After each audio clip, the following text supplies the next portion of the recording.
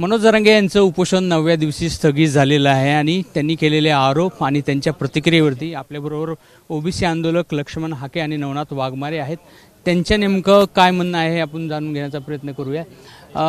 हाके साहेब, अखेर 9व्या दिवशी मनोज जरांगे यांनी उपोषण स्थगित केलेलं आहे, तुम्हाला हेच हवं होतं?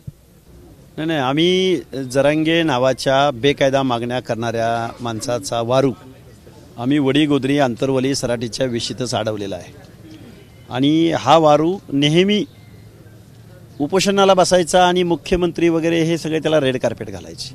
पहिल्यांदा असं झालंय की आम्ही आमची भावना काय आहे ही शासनापर्यंत पोहोचवण्यात सक्सेस झालोय। अजून शासनावर आमचा 100%पैकी 1.1% सुद्धा विश्वास नाही, कारण शासन अजून काही गडबडी करायला जर गेलं तर शासनाला या महाराष्ट्रातली ओबीसी विजयंती जनता एसबीसी जनता त्याचा जाब विचारल्या वाचून राहणार नाही। त्यामुळं आम्हाला आज थोडंसं एक मर्यादित अर्थानं का होईना आम्हाला यश मिळालेलं आहे की आम्ही शासनाला रोखलंय, आम्ही मुख्यमंत्र्यांना रोखलंय बेकायदा कृत्य करण्यापासून। उपोषण आज जे स्थगित केलेलं आहे ते काही त्यांच्या मागण्याबाबत यशस्वी झाले नाहीत, मात्र तुम्ही झालात असं तुमचं म्हणणं आहे? नाही, आम्ही मॉरल ग्राउंडवर उतरवलंय ना शासनाला की तुम्ही असं काही कृत्य करायला गेला तर आमची भावना काय आहे ते समजा। त्यामुळं कोण कोणाला ॲक्शन रिॲक्शन त्यांनी इथंच केलं म्हणून ये इथं बसले, घोडा जिथून निघाला तर घोडा अडवायची ताकद आमच्यात आहे ना। आणि वडीगोदरी गावच्या लोकांचं आभार मी यासाठी व्यक्त करतो की हर एक प्रकारचं चॅलेंज त्यांनी स्वीकारलं आणि इथं त्यांना पराभूत करण्याची मानसिकता, गाववाल्यांची साथ, आजूबाजू आंतरवली सराटीमधून महिला लेकीबाळी इथं आल्या, हे आमचं यश आहे। अंबड तालुक्यातले लोक अजून भरपूर गेवराई बिवराई सगळ्या भागातले तरुण एवढं पावसाचं कामाचे दिवस असताना सुद्धा कष्टकरी जमात इथं आमच्यापर्यंत येऊ शकले, हे आमचं यश आहे। तुम्ही आंदोलन कॉपी करता किंवा मनोज जरांगे बसले की तुम्ही बसता असं त्यांचा आरोप आहे? अरे मनोज जरांगे 1 वर्ष झालं त्यांनी महाराष्ट्राला बेटीस धरलंय, 6 आंदोलनं झालेत, आम्ही शोषिक आहोत, आमच्यात सहनशक्ती प्रचंड आहे, म्हणजे आम्ही शांत बसावं अजिबात नाही। आमचं दुसरं आंदोलन होतं, त्यामुळे कॉपी करायचा प्रश्न येतो कुठं? मग उपोषण कोणाचं तरी कॉपी होतच ना। महात्मा गांधींनी केलं होतं म्हणून विनोबा भावेंनी केलं, विनोबा भावेंनी केलं होतं, अण्णा हजारेंनी केलं, मग खूप मोठी लाईन आहे, मग त्यांना कॉपी करताय म्हणून असं आम्ही म्हणावं का? हां, कॉपी कोणाची? आचारसंहितेपर्यंत थांबणार असं त्यांनी म्हणलंय आणि फडणवीसांना ही शेवटची संधी होती। अरे त्यांना फडणवीस नावाचा कावीळ झाली आणि त्यांच्या मेंदूला नारू झालाय, नुसती कावीळ नाही मेंदूला नारू झालाय। कावीळ झाली तर उपचारानं बरी होती, पण मेंदूला कावीळ नारू झाल्यावर ते कसं, आता नारूची लस पण लवकर भेटत नाही, त्यामुळं त्यांच्या मेंदूला नारू झालाय, मनोरुग्णासारखं ते वागतात। मुख्यमंत्र्याशी बोल ना तू। फडणवीसांनी लाखो उद्योजक उभे केले असा त्यांचा दावा आहे। 5,500 कोटीचं मला वाटतं व्याज भरतात दरेकरच बोलले, आणि मग जे लाखो उद्योजक उभे केले फडणवीसांनी, त्याच फडणवीसांना शिव्या घालायला हे उद्योजक लावले जरांगेनी। मग फडणवीसांनी सुद्धा यामधून बोध घेतला पाहिजे। ज्यांना मराठ्यांनी मोठं केलं आता तेच त्यांच्या विरोधात दंड ठोकतात आहेत। कधी काळी बांधावरचं गवत सुद्धा किंवा खळे सुद्धा आम्ही फुकट दिले असं प्रकार। खळं फुकट तुझ्या बापाची जमीन आहे का? बाबासाहेबांनी सांगितलेलं होतं की आभाळातून पडलेल्या पाण्यावर आणि या पृथ्वीवर सर्वांचा समान, हवेवर सर्वांचा समान हक्क आहे।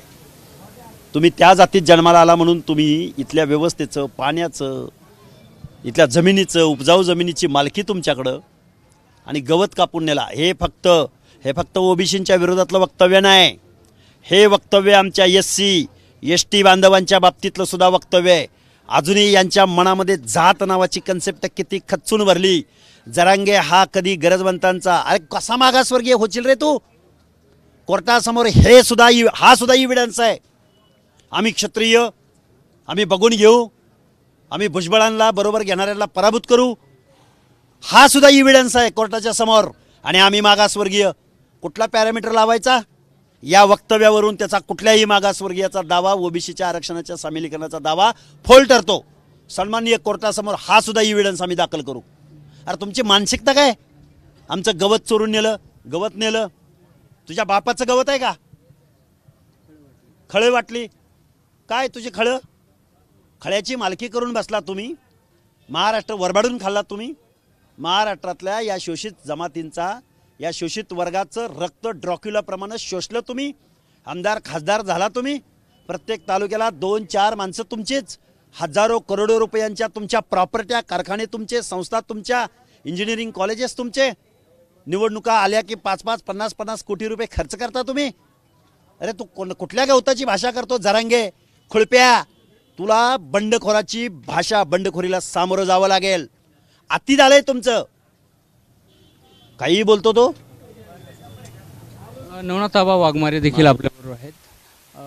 खरं तर एक प्रश्न राहिला मला तुमच्याबरोबर की जर मी जातीवादी आहे तर माधव पॅटर्न कोणी राबवला, अशा प्रकारचा एक त्याचा प्रश्न होता. हे बघा 1980च्या दशकामध्ये माळी धनगर वंजारी हा एक माधव पॅटर्न या महाराष्ट्रामध्ये होता.